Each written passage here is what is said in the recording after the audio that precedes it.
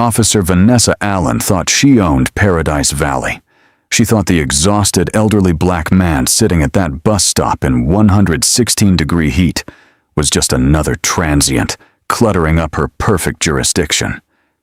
She thought pouring her cup of ice water over his head would teach him a lesson about staying in his lane. She never imagined that the silver-haired gentleman she'd just humiliated had spent 5 decades as one of Phoenix's most respected educators. She never imagined the teenager filming from across the street would upload the footage within minutes. And she certainly never imagined that Ronald Miller's son wasn't some local activist she could dismiss. He was FBI Special Agent Anthony Miller, a federal investigator whose career was built on destroying corrupt cops who thought their badge made them invincible. So Officer Allen had just made a catastrophic miscalculation. The Phoenix heat on August 22, 2023, wasn't just oppressive, it was suffocating. By 3:45 p.m., the temperature in Paradise Valley had reached a dangerous 116 degrees Fahrenheit, hot enough that the city had issued extreme heat warnings and opened cooling centers for the vulnerable. The asphalt buckled. Car dashboards warped. Even the wealthy residents who could afford to keep their homes at Arctic temperatures avoided going outside. 74-year-old Ronald Miller sat motionless on the concrete bench at the Tatum Boulevard transit stop, trying to conserve what little energy his dehydrated body had left.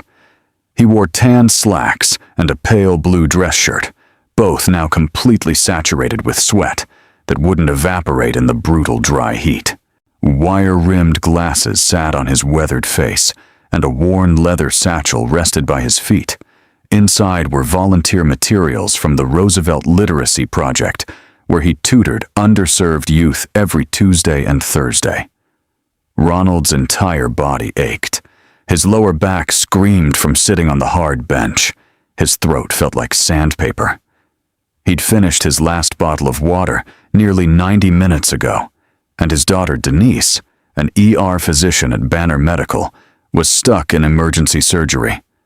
His phone had died 40 minutes earlier. He had no way to call for help, no shade to escape to, and no choice but to wait. But Ronald Miller was no stranger to endurance. Born in Tuscaloosa, Alabama in 1949, he'd survived Jim Crow, watched his neighborhood burn during the 60s riots, put himself through college working 3 jobs, and spent 46 years as a high school principal in South Phoenix, teaching kids that the system had abandoned.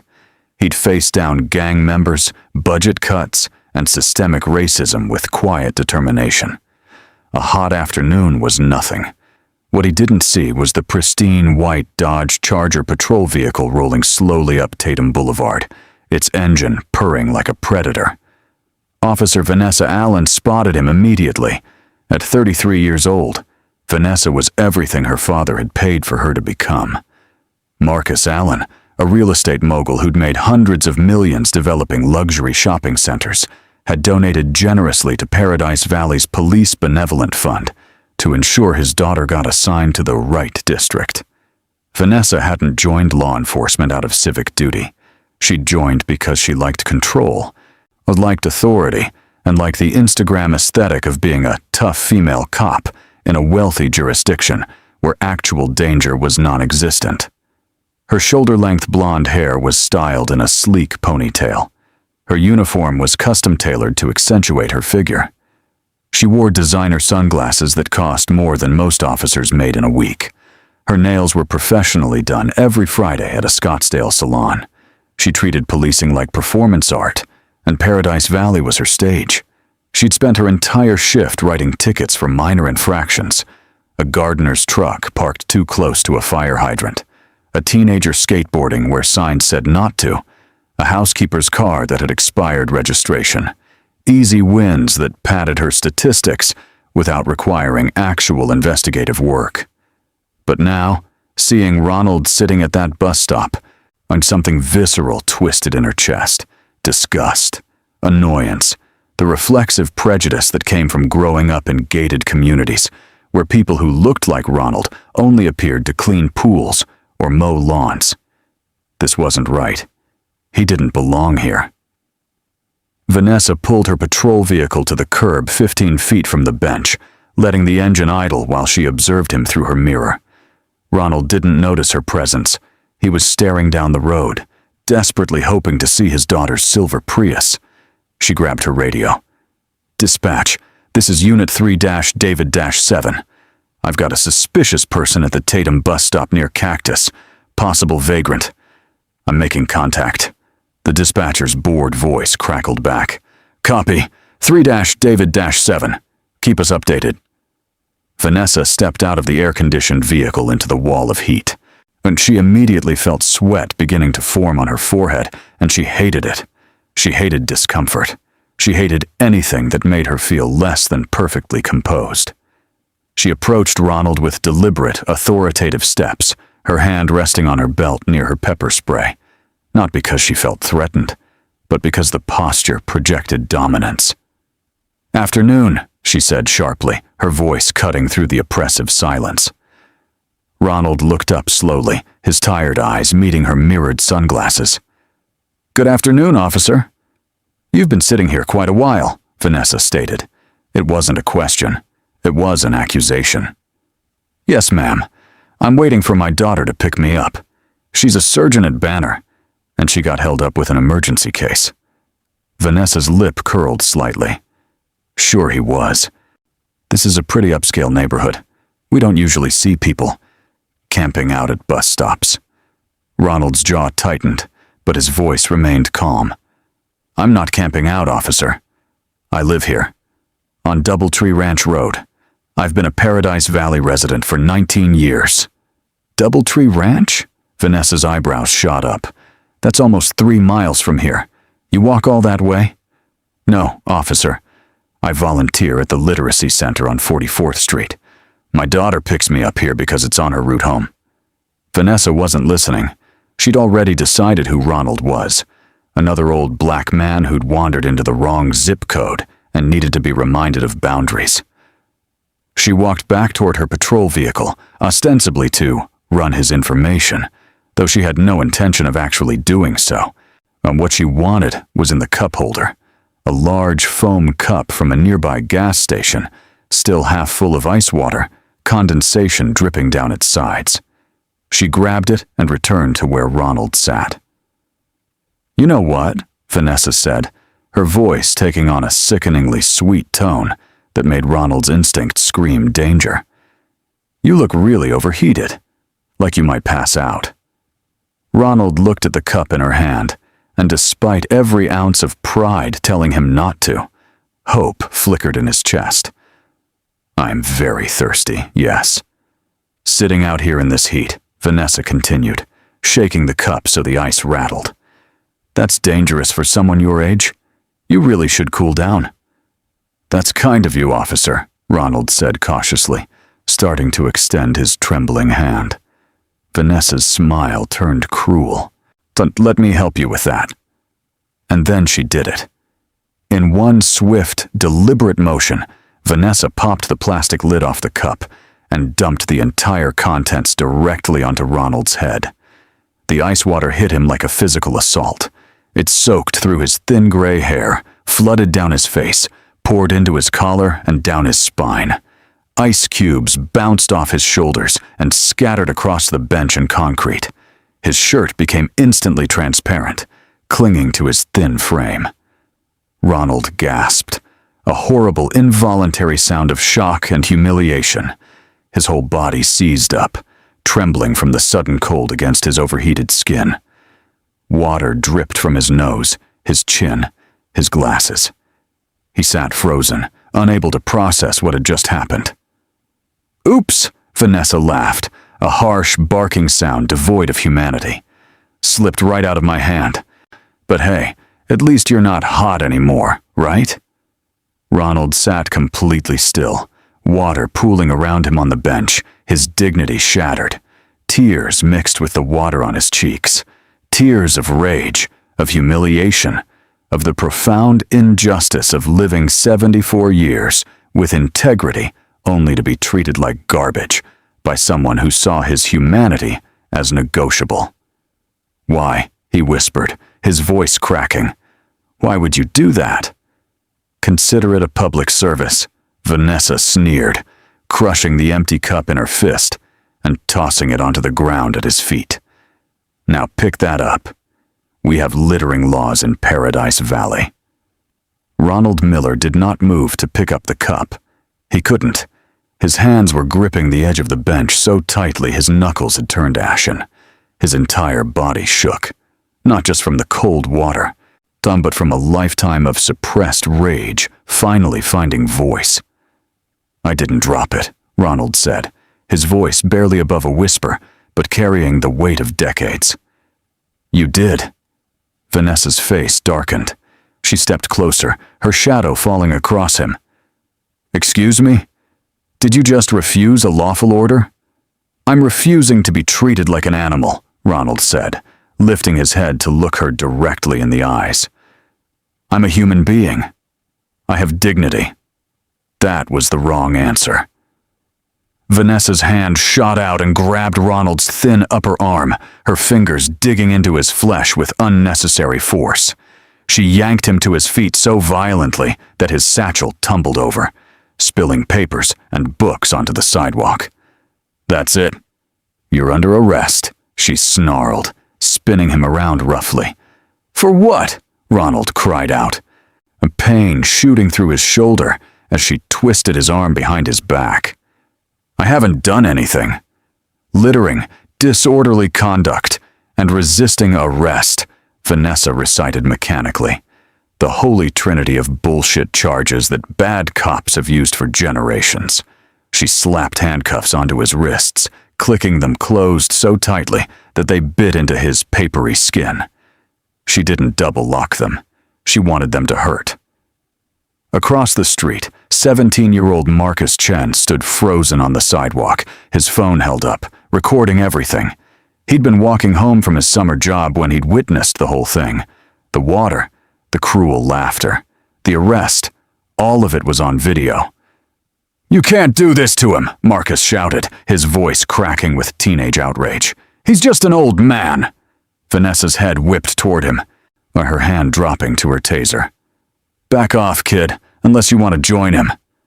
She shoved Ronald toward her patrol vehicle. He stumbled, his legs weak, and hit his hip hard against the side of the SUV. Vanessa didn't steady him. She grabbed the back of his head and pushed him down into the rear seat with the same contemptuous roughness she'd use on a violent criminal. The back of the patrol vehicle was a cage, hard plastic seats, no climate control, the smell of industrial cleaner and human desperation. Ronald, soaking wet, immediately started shivering in the superheated interior. The rear compartment had no air conditioning vents. It was easily 130 degrees. Vanessa climbed into the driver's seat and slammed her door. She turned the AC to maximum for herself, the cold air blasting her face, while the partition ensured none reached the back where Ronald sat trembling. She grabbed her radio. "Dispatch, 3-David-7. I'm transporting one male to booking. Charges are disorderly conduct, littering, and resisting. Subject was combative."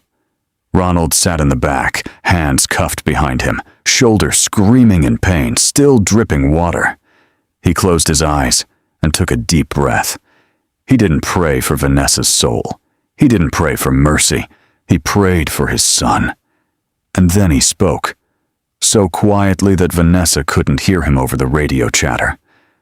"You have made a terrible mistake, young lady. A terrible, terrible mistake."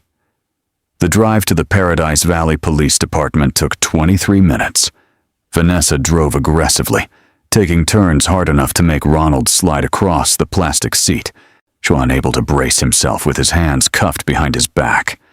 Every pothole sent jolts of pain through his already injured shoulder. When they arrived at the station, a modern glass and steel building that looked more like a corporate headquarters than a police precinct, Vanessa hauled Ronald out of the vehicle with the same unnecessary roughness. His legs had gone numb from sitting in an awkward position, and he nearly collapsed on the pavement. Inside, the station was refrigerated to Arctic temperatures. Officers in short sleeves moved efficiently through the bullpen, typing reports, answering phones, existing in their comfortable routine. A few looked up as Vanessa dragged the soaking wet elderly man through the door. Most looked away.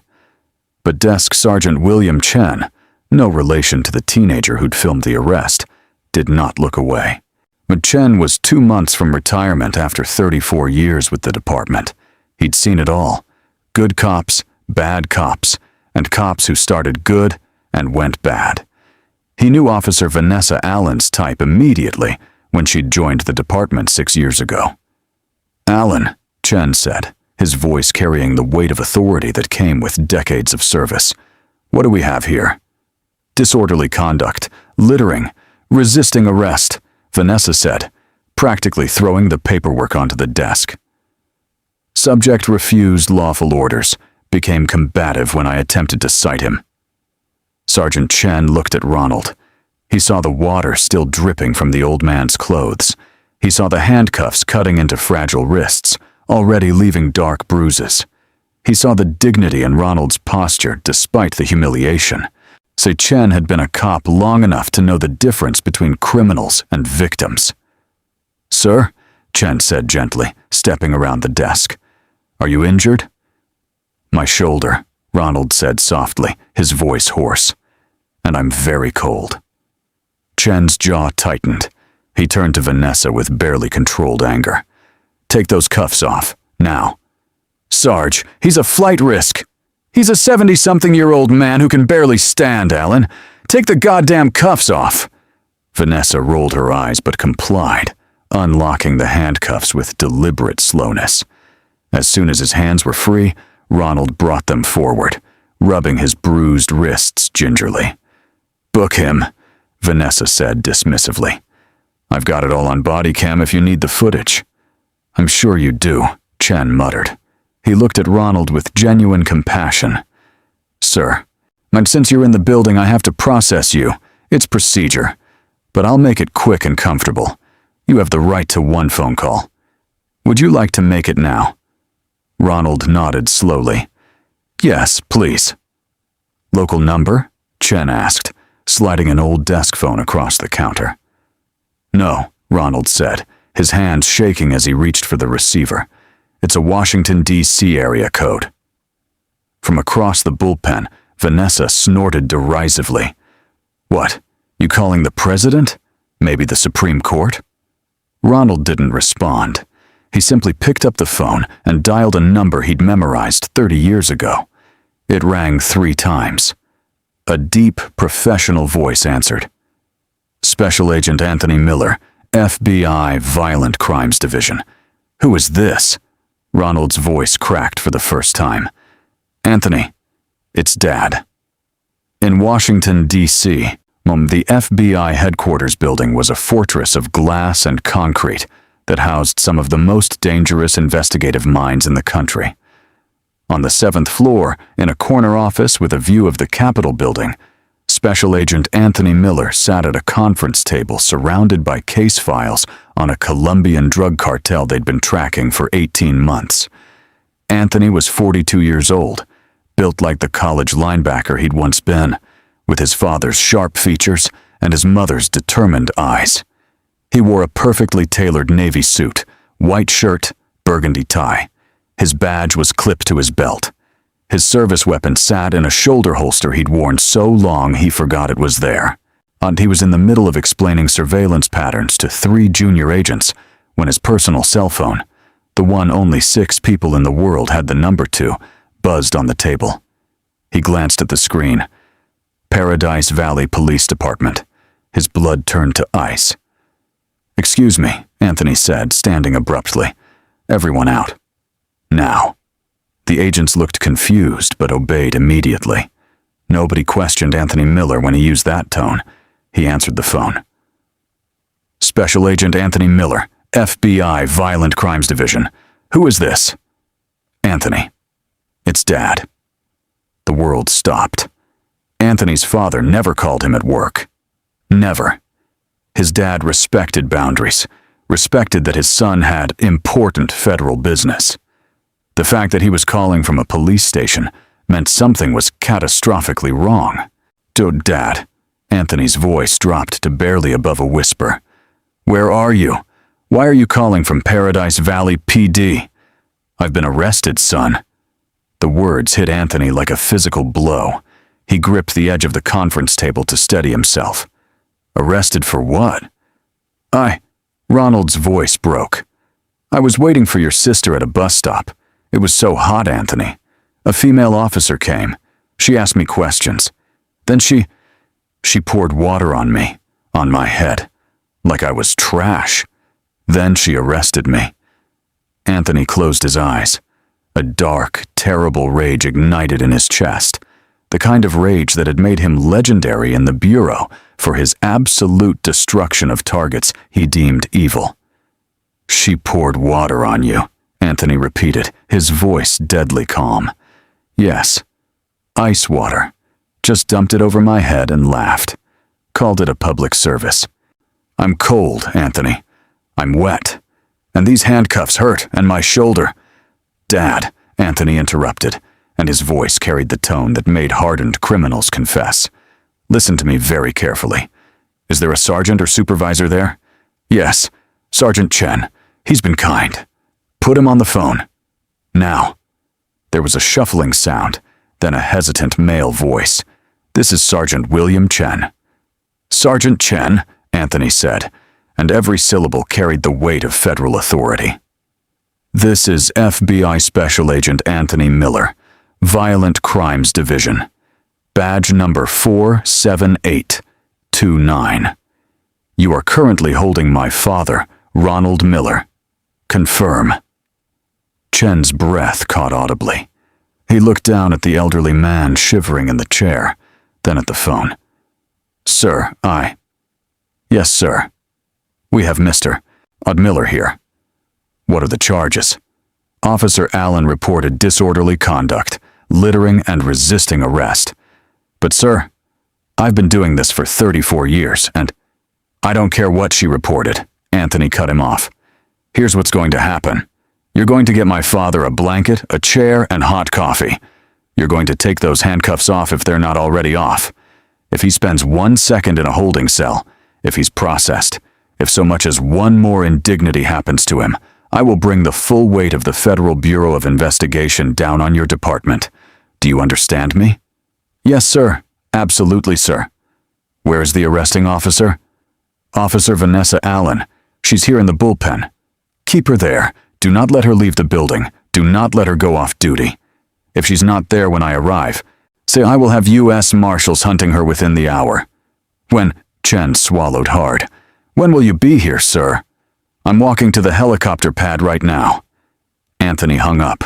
He grabbed his jacket, his go bag, and his service weapon. He stormed out of the office into the corridor where his team was waiting. Sir? Asked Agent Jessica Torres, his second in command. Call the aviation unit. Tell them to prep a helicopter for immediate departure to Reagan. I need a jet fueled and ready for Phoenix. Full tactical team. What's the situation? Anthony's jaw was so tight it looked like it might shatter. Civil rights violation in progress. Elder abuse. Assault under color of authority.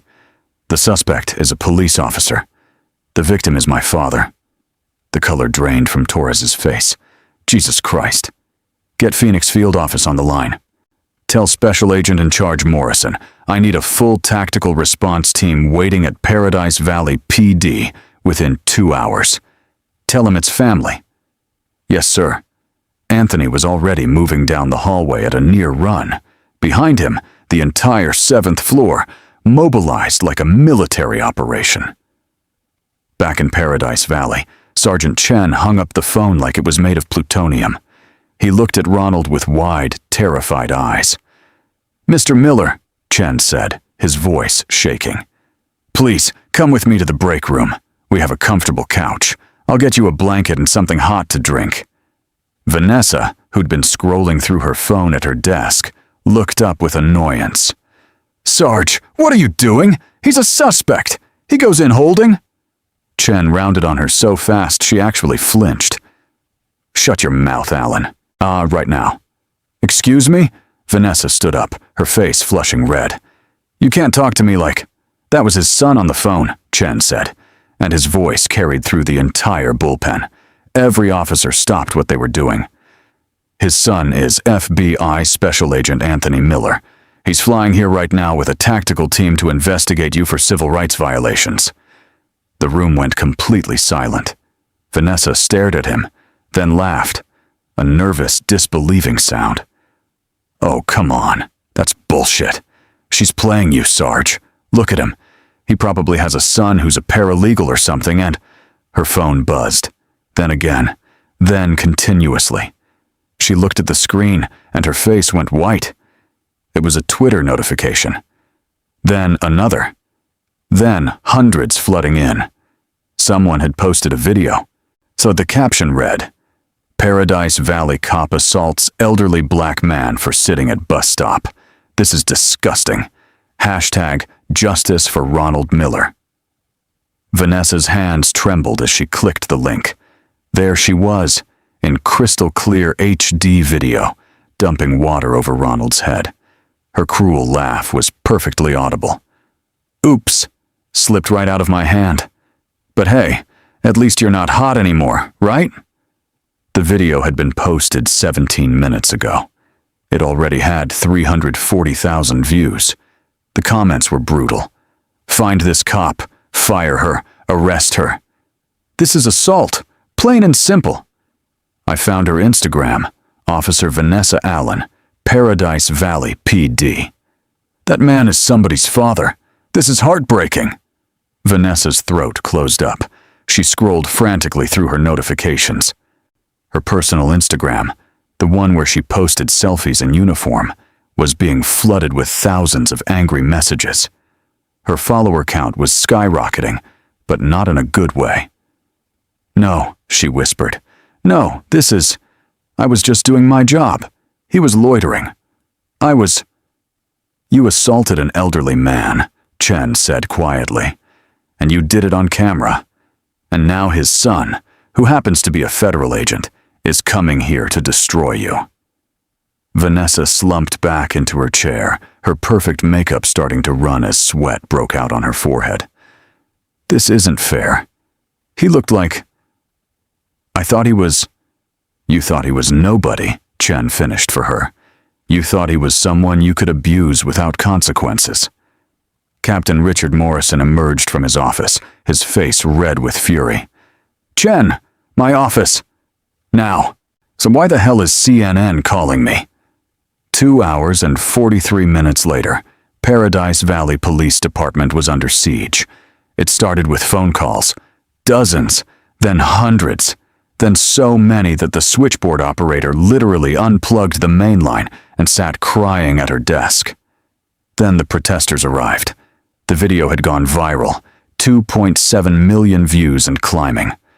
Local activists organized within minutes. Within an hour, there were 50 people outside the police station with signs, "Justice for Ronald" and "Fire Vanessa Allen" and "Black Lives Matter." Then the media showed up. 3 local news vans became 7, then 12. National networks dispatched crews. Satellite trucks lined the street. Inside the station, Captain Morrison paced his office like a caged animal. "How bad is this, Chen?" "Bad doesn't begin to cover it, Captain. His son is FBI. The video is everywhere. We're looking at federal civil rights charges, elder abuse, assault under color of authority. Allen is finished. The question is, how many of us go down with her?" Morrison's hands shook as he loosened his tie. "Where is she now?" "At her desk, crying." "And Mr. Miller?" "Break room. I got him dry clothes from the locker room, hot soup, a medical evaluation. His blood pressure is dangerously high. His shoulder might be dislocated. We should have called an ambulance." "Did we process him?" "No, sir. I was ordered by a federal agent not to." A rookie officer burst into the office without knocking. "Captain, you need to see this." They ran to the front windows. A convoy was approaching. 6 black SUVs with government plates. 4 Arizona Highway Patrol vehicles with lights flashing, and all of them moving in perfect formation. The convoy stopped directly in front of the station. The protesters went silent. The doors of the SUVs opened simultaneously. Men and women in tactical gear with FBI emblazoned across their chests poured out, securing the perimeter with military precision. Then the rear door of the lead vehicle opened. Special Agent Anthony Miller stepped out. He was 6'3", 230 pounds of controlled fury. He wore a charcoal suit with the jacket off, white shirt sleeves rolled up, tie loosened. His FBI badge hung from a chain around his neck. His service weapon was visible in its shoulder holster. He didn't look at the protesters, didn't acknowledge the cameras. His eyes were locked on the police station entrance. So behind him walked Special Agent in Charge Rebecca Morrison, no relation to the captain, a severe woman in her 50s who'd built her career prosecuting corrupt cops. Anthony walked toward the entrance with long, purposeful strides. Captain Morrison met him at the door, hand extended, attempting a politician's smile. "Agent Miller, I'm Captain Richard Morrison. This has all been a terrible misunder." Anthony walked past him without a word, didn't even glance at the extended hand. He entered the bullpen. Every officer stood at attention instinctively. "Where is my father?" Anthony's voice wasn't loud, but it carried to every corner of the room. Sergeant Chen stepped forward, hands raised in surrender. "Break room, Agent Miller. He's comfortable. Medical has checked him. We've given him dry clothes and food." Anthony's eyes softened slightly as he looked at Chen.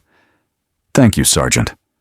Then his gaze swept the room and landed on Vanessa Allen. She was still at her desk, mascara streaked down her face, phone clutched in trembling hands. "Is that her?" Anthony asked. Chen nodded. "Officer Vanessa Allen."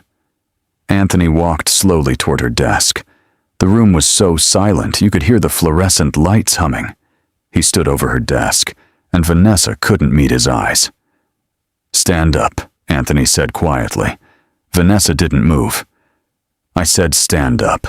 She stood on shaking legs. Anthony placed both hands on her desk and leaned in close. "You poured water on my father, a 74-year-old man with Parkinson's disease who's never committed a crime in his life. You humiliated him. You arrested him. You hurt him. Now do you understand what you've done?" Vanessa's voice came out as a whisper. I thought he was..." "You thought he was what?" Anthony's voice was still quiet, but it carried a rage that made everyone in the room take a step back. "Finish that sentence. I want to hear you say it." Vanessa's mouth opened and closed, but no words came out. "You thought he was nobody," Anthony finished for her. "You thought he was someone whose dignity didn't matter, whose humanity was negotiable. You thought wrong." He turned to SAC Morrison. "Agent Morrison, please place Officer Vanessa Allen under arrest." Vanessa's eyes went wide. "What? You can't. FBI, Special Agent Anthony Miller, badge 47829. I'm placing you under arrest for deprivation of rights under color of law, in violation of Title 18, Section 242 of the United States Code," Morrison said, not pulling out handcuffs. "You have the right to remain silent." Two FBI agents moved forward. They weren't gentle. They spun Vanessa around, yanked her arms behind her back, and cuffed her with the same rough efficiency she'd used on Ronald. "Hey, watch it!" Vanessa yelped as the metal bit into her wrists. "Stop resisting," one of the agents said flatly. Anthony turned away, unable to watch anymore. He walked toward the break room, his rage giving way to overwhelming concern. He opened the door. Ronald sat on a worn couch, wrapped in a blanket, a cup of soup in his trembling hands. He looked so small, so frail, so much older than Anthony remembered from their video call last month. When Ronald saw his son, his face crumpled. Anthony crossed the room in 3 strides and dropped to his knees in front of his father. And he wrapped his arms around the old man, feeling how thin he'd become, how fragile. "I'm here, Dad," Anthony said, his voice breaking. "I'm here. Nobody's going to hurt you ever again. I promise." Ronald buried his face in his son's shoulder and finally let himself cry. The arrest of Officer Vanessa Allen was only the beginning. While Vanessa sat in a federal holding cell in downtown Phoenix, the same kind of cell she'd threatened Ronald with, a very different operation was unfolding at a Marriott conference room that the FBI had commandeered as a temporary command center. Special Agent Anthony Miller hadn't slept in 36 hours. His eyes were bloodshot, his tie was gone, his shirt sleeves were rolled up past his elbows. But his focus was laser sharp as he stood in front of a wall of monitors, displaying data, documents, and digital evidence. SAC Rebecca Morrison entered, carrying a tablet, her expression grim. "You're going to want to see this." "What do you have?" "We got the warrant for Allen's phone and laptop. We also subpoenaed her cloud storage accounts." Morrison connected the tablet to the main monitor. She kept a collection. She called it her highlight reel. The screen filled with video thumbnails, dozens of them. Anthony's jaw clenched. "Show me." Morrison clicked on the first video. It showed Vanessa pulling over a Hispanic teenager, planting what looked like a small bag in the back seat, while the terrified kid searched for his insurance card. The second video showed her mocking a homeless veteran, kicking his crutches away while he tried to reach them. The third showed her dumping water on Ronald. There were 17 more. "She recorded herself committing crimes," Anthony said, his voice hollow with disgust. "She was proud of this." "It gets worse," Morrison said. "We cross-referenced her arrest statistics. In the past 3 years, she's made over 200 arrests for disorderly conduct or resisting. 94% were dismissed by prosecutors for lack of evidence. But the arrests stayed on people's records. People lost jobs, lost housing, lost custody of kids." Anthony turned to the window, looking out over Phoenix. "She was hunting people she thought were powerless." "Yes." "What's our case?" Morrison pulled up a document. "Federal charges, deprivation of rights under color of law, assault, battery, falsification of police reports. The DA is also filing state charges.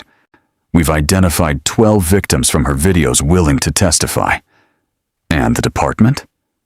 "Captain Morrison has been placed on administrative leave. We're auditing the entire chain of command. There's evidence he knew about complaints against Allen and buried them because she generated revenue from fines." Anthony nodded slowly. "I want everyone who enabled her, everyone who protected her, everyone who looked the other way. You'll have them.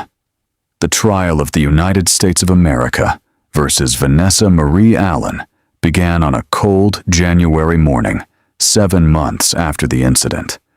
The federal courthouse in downtown Phoenix was packed. Every major news network had crews outside. The story had become a national flashpoint in conversations about police accountability, racial justice, and the treatment of the elderly. Anthony sat in the front row of the gallery, his father beside him. Ronald looked stronger than he had that terrible August day. Physical therapy had helped his shoulder. Medication had stabilized his Parkinson's tremors. But the emotional scars remained. The prosecution was led by Assistant United States Attorney Marcus Chen, the nephew of Sergeant Chen, who'd been the only officer to show Ronald kindness. Chen was known for his methodical destruction of corrupt officials. Vanessa sat at the defense table in civilian clothes, a conservative blue dress her attorney had chosen to make her look sympathetic. Her blonde hair was pulled back simply. She wore minimal makeup. The strategy was clear. Make her look as unlike the smiling, selfie-taking Instagram cop as possible. It didn't work. Prosecutor Chen's opening statement was devastating. He didn't just focus on what happened to Ronald. He painted a portrait of systematic abuse. He called victim after victim.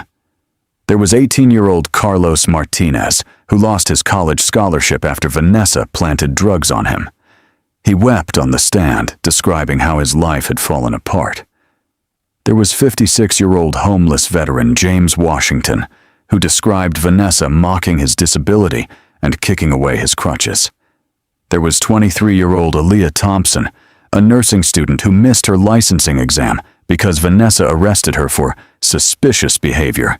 She'd been waiting for an Uber while black. The jury looked physically ill. Then came the star witness. "The prosecution calls Ronald Miller." The courtroom went silent as Ronald walked to the stand. He moved slowly, not using a cane now, not because he strictly needed it, but because it helped him feel stable. He wore a navy suit and his favorite burgundy tie. He took the oath with a steady hand. "Mr. Miller," Prosecutor Chen said gently, "can you tell the court what happened on August 22nd, 2023? Ronald adjusted the microphone. His voice was clear and strong, the voice of a man who'd spent decades commanding classrooms. "I was waiting for my daughter," he began. "It was 116 degrees. I'd been volunteering at the literacy center, where I help children learn to read. My phone had died. I had no water left. I was just sitting, waiting, trying to survive the heat. What happened when Officer Allen arrived? She asked me why I was there. I explained I was waiting for my daughter. She didn't believe me. Or perhaps she didn't care." Ronald paused, gathering himself. "She went to her vehicle and came back with a cup. For a moment, I thought she was going to offer me water. I was so thirsty. What did she do instead? She poured it on my head. The whole cup, ice water, just dumped it over me like I was garbage to be hosed down." Ronald's voice finally broke. "I'm 74 years old. I spent 46 years as an educator. I've never been arrested, never been in trouble. And she treated me like I was nothing. How did that make you feel?" Ronald looked directly at Vanessa for the first time. She couldn't meet his eyes. "It made me feel like the past 50 years meant nothing," Ronald said quietly. "Like all the progress we thought we'd made was an illusion. Like I was back in Birmingham in 1963, on being hosed down for the crime of existing while black." Several jurors were crying openly. Vanessa's attorney tried to cross-examine, suggesting Ronald had been belligerent or suspicious. It backfired spectacularly when Ronald calmly recited his resume: bachelor's degree from Arizona State, master's in education from Stanford, 46 years as a principal, 3 grown children, including an FBI agent, a surgeon, and a civil rights attorney. "Does that sound like a vagrant to you?" Prosecutor Chen asked on redirect. The defense rested without calling Vanessa to testify. Her attorney knew she'd be destroyed on cross-examination. The jury deliberated for 97 minutes. On count 1, deprivation of rights under color of law, we find the defendant Vanessa Marie Allen guilty. On count 2, on assault and battery under color of authority, guilty. On count 3, falsification of police reports, guilty. Guilty on all 11 counts. Vanessa showed no emotion. She simply stared at the table, her carefully constructed world collapsing around her. The sentencing hearing was scheduled for 3 weeks later. Judge Catherine Torres was a former public defender who'd spent 20 years fighting police misconduct before being appointed to the federal bench. She had zero tolerance for abuse of power. Vanessa stood before her in prison scrubs. She'd been denied bail as a flight risk. "Ms. Allen," Judge Torres said, looking down over her glasses, "you violated your oath. You violated the public trust. You violated the civil rights of numerous individuals, including a 74-year-old man whose only crime was existing while black in a neighborhood you thought he didn't belong in." "Your Honor," Vanessa's attorney began, "my client has shown remorse." "Has she?" Judge Torres cut him off. "Because I've reviewed the evidence. I've seen her Instagram posts mocking thugs and welfare queens. I've read her text messages laughing about arrests. I've watched her videos celebrating abuse. Where exactly is the remorse?" Vanessa remained silent. The sentencing guidelines suggest 8 to 10 years, Judge Torres continued. However, given the egregious nature of these offenses, the pattern of behavior, and the complete lack of genuine remorse, I'm sentencing you to 14 years in federal prison, followed by 5 years of supervised release. Vanessa's face went white. 14 years? I'm 33. My life! Your victims' lives matter too, Ms. Allen. Perhaps you'll have time to reflect on that. Judge Torres banged her gavel. We're adjourned. Federal marshals moved in immediately. They cuffed Vanessa and led her toward the side door that led to the holding cells. As she passed the gallery, she looked at Anthony. He met her gaze with absolutely no emotion, no satisfaction, no anger, just cold acknowledgement. Then she looked at Ronald. The old man simply nodded once, a gesture of finality, of justice acknowledged. The door closed behind her with a metallic clang. 3 years passed quickly. For Vanessa Allen, time had become an enemy. She was inmate W-47293 at the Federal Correctional Institution in Dublin, California. Her days consisted of a 5 a.m. wake-up call, kitchen duty in a sweltering cafeteria, to end endless hours in a cell she shared with a woman serving time for armed robbery. The prison's kitchen in August was a special kind of hell, 110 degrees, filled with industrial ovens that ran constantly. Vanessa stood at a massive sink, washing pots and pans, sweat pouring down her face, her hands red and cracked from harsh detergent. "Water break," the guard called. Vanessa stumbled to the water fountain in the corner, a rusty old unit that dispensed lukewarm, metallic-tasting water.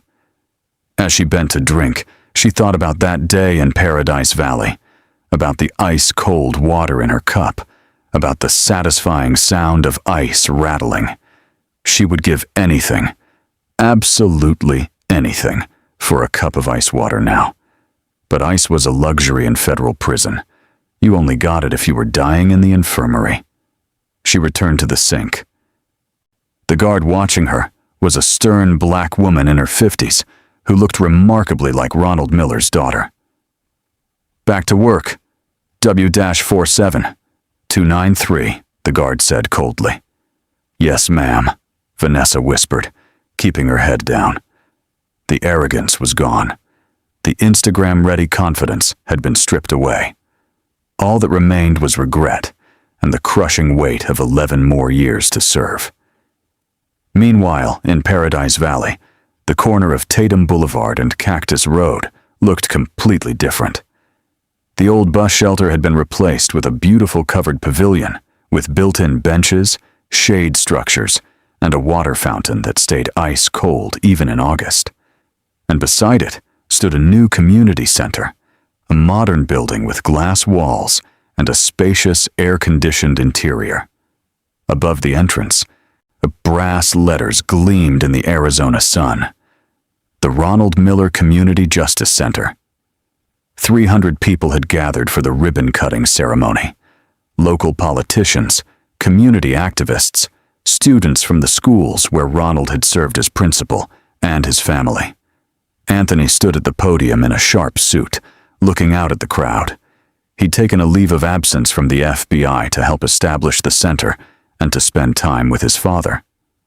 3 years ago, Anthony began, his voice carrying across the crowd.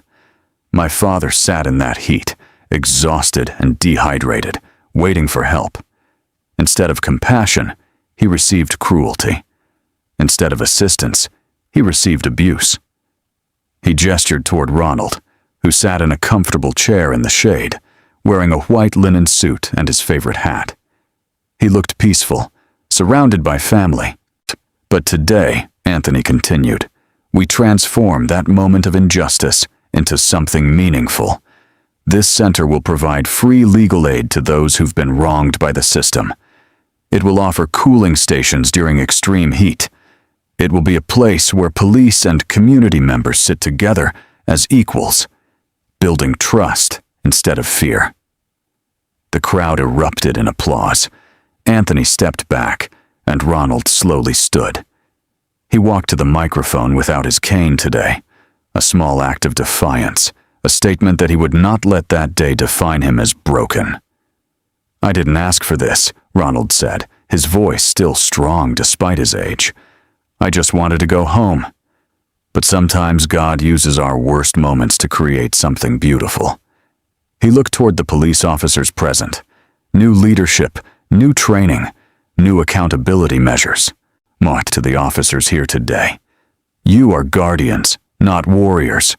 You serve all of us, and we honor you when you serve with integrity. But we will hold you accountable when you forget that every person, regardless of what they look like or where they're sitting, has inherent dignity. Ronald picked up the oversized ceremonial scissors. Anthony placed his hand over his father's. Together, they cut the red ribbon. The cheer was deafening. That evening, as the sun set over Paradise Valley, Ronald sat on his back patio with a glass of iced tea, watching hummingbirds dart among his flowers. Anthony sat beside him, having changed into jeans and a t-shirt, finally allowing himself to relax. "You did good today, Dad," Anthony said quietly. "You did the work, son. You and your sisters. I just showed up." They sat in comfortable silence, to listening to the desert evening come alive with crickets and the distant sound of children playing. "Have you heard anything about her?" Ronald asked suddenly. Anthony nodded. "She's adjusting to prison. It's hard time. Kitchen duty. Hot work." Ronald was quiet for a long moment. "I pray for her sometimes." Anthony looked at his father in disbelief. "You pray for her? After what she did?" "Especially because of what she did," Ronald said. "She's broken, Anthony. She broke herself on her own hatred and prejudice. I pray she finds understanding. I pray she becomes better." Anthony shook his head, a small smile on his face. "You're a better man than I am, Dad. You're the man who got justice. That makes you pretty good in my book." Ronald reached over and patted his son's hand. "Go inside and get me a refill, would you? It's heavy on the ice." Anthony smiled, stood up, kissed his father's forehead, and went inside. Ronald sat alone in the gathering darkness, breathing in the desert air. He was safe. His children were successful. His community had healing. A corrupt officer faced consequences. A Paradise Valley patrol car rolled slowly down his street, one of the evening patrols. As it passed, the officer inside slowed down. Through the window, Ronald could see it was one of the new recruits who'd attended diversity training at his center. The officer smiled, waved respectfully. Ronald Miller raised his hand and waved back.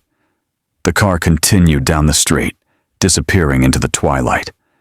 Ronald closed his eyes and rocked gently in his chair, the rhythm steady and soothing, the heartbeat of a life well lived, a battle hard fought, and dignity ultimately preserved. And that is the true story of how one act of cruelty ignited a movement for change. Officer Vanessa Allen thought she was just putting an old man in his place. She didn't realize she was awakening a force that would dismantle the system that protected her. Ronald Miller proved that true strength isn't found in a badge or authority. It's found in dignity, resilience, and the courage to stand up, even when you've been knocked down. What do you think? Did Officer Allen's 14-year sentence fit the crime? Could there be redemption for someone who caused so much harm? And would you have the grace to pray for your abuser the way Ronald does? Let me know your thoughts in the comments below. If this story moved you, please like and subscribe. Justice matters, and your engagement helps these stories reach people who need to hear them. Remember, treat every person you meet with dignity. You never know who they are or who loves them.